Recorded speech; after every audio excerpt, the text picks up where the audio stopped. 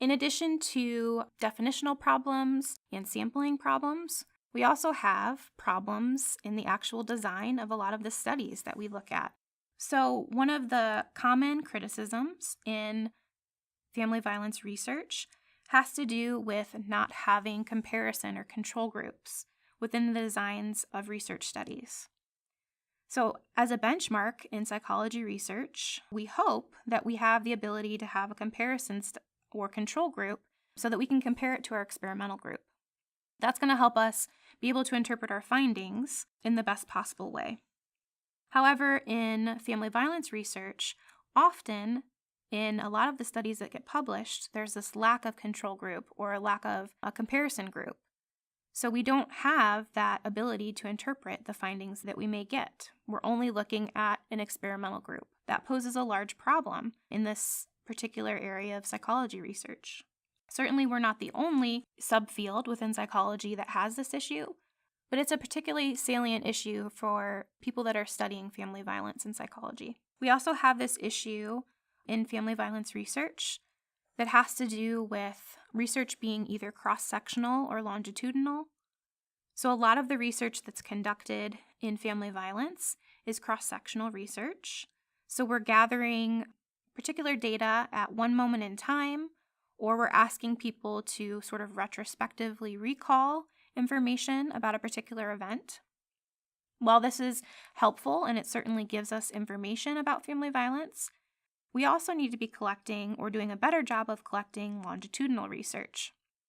So what I mean by that is trying to collect data over time or trying to collect repeated samples of data so that we can see how family violence topics might affect a given population over the course of time. Another issue that comes up in family violence research is often our designs are limited by the samples that we study.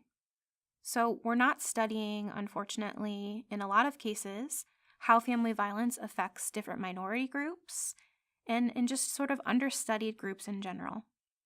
So as an example, in the research that I do, I study psychological abuse in intimate partner relationships, whether it's a dating relationship or a married relationship, some sort of romantic relationship. Often this research is conducted in heterosexual relationships. So one sort of cultural limitation is that we're not studying same-sex relationship or other LGBTQ relationships. Family violence research is also often limited by our statistical analyses of the data that we collect. So often in family violence research, you're going to see a lot of descriptive statistics.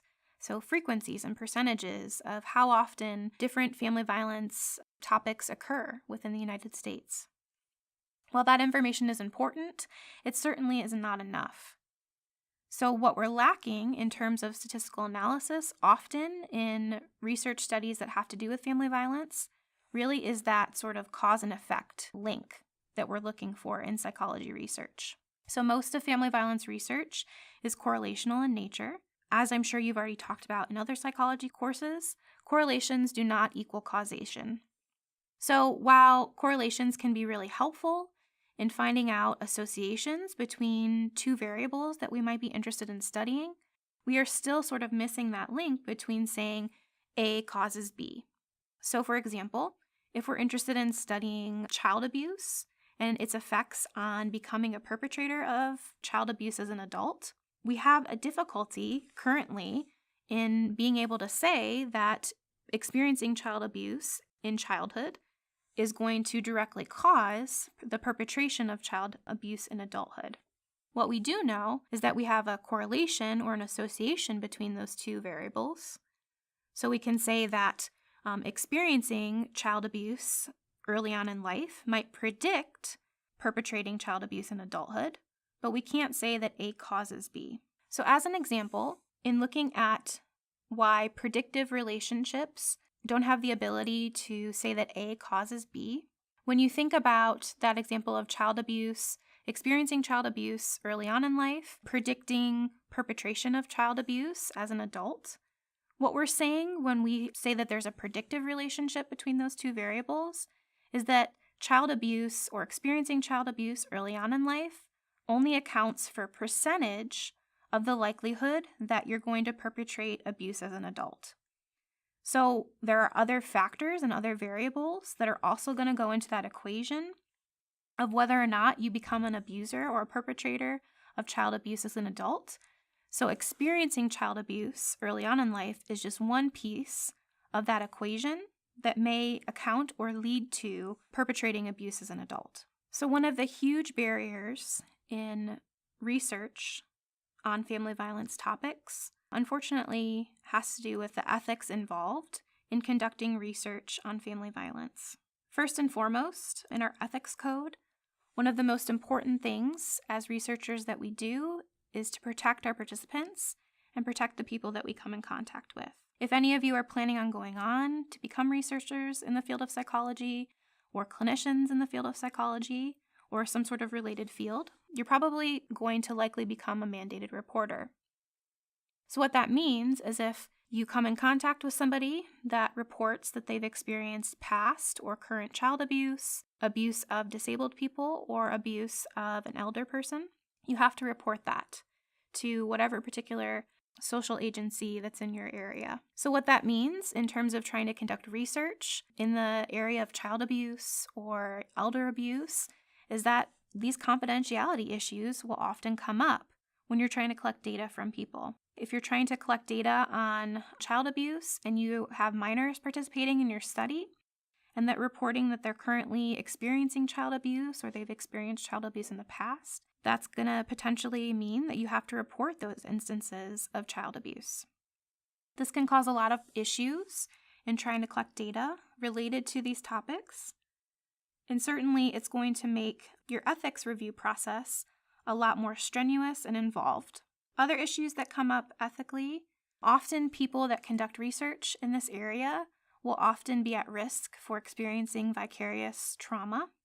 So what I mean by that is hearing the stories that people talk about, their own personal experiences with family violence, being exposed to that repeatedly over time can tend to wear a person down and cause, sort of a sense of trauma through hearing about other people's trauma. And so for people that are collecting research in the area of family violence and also working with people that have experienced family violence, you're at risk for potentially becoming traumatized yourself. And then the most important part of thinking about how ethics relates to family violence is making sure that your participants are safe. So for people that have experienced family violence firsthand, that are participating in your studies, that might mean not only making them feel safe in terms of reporting issues, but it also means making sure that if they become upset or uncomfortable while they're participating in your study, that you're providing them with appropriate resources. Additionally, when you're working with families and couples and you're asking them to report on violence, you also have to consider the possibility that their perpetrator might become upset or potentially violent if they find out that the family or child is participating in your study. So you want to make sure that you're taking the appropriate measures beforehand so that the people that participate in your studies are safe and that there aren't any possibilities of repercussions from their perpetrators. This is all stuff that you're going to work out with the ethics committee when you design a study, and it's certainly going to be something that you're going to want to get some outside help with. Lastly, in this chapter, we're going to talk a little bit about how practice, so working with people clinically that have experienced family violence, policies, so laws around family violence, and prevention methods all sort of interact and are important for family violence research. So generally, there's sort of this divide in psychology between research and practice. And so what I mean by that is often when research comes out in psychology, it isn't always sort of disseminated right away to people that are actually doing clinical work. Or if it is disseminated, people in the clinical realm aren't always staying on top of things or keeping up with the research that's being published. So often there's sort of this divide between what's being published in research and what people are actually doing in real-world clinical settings.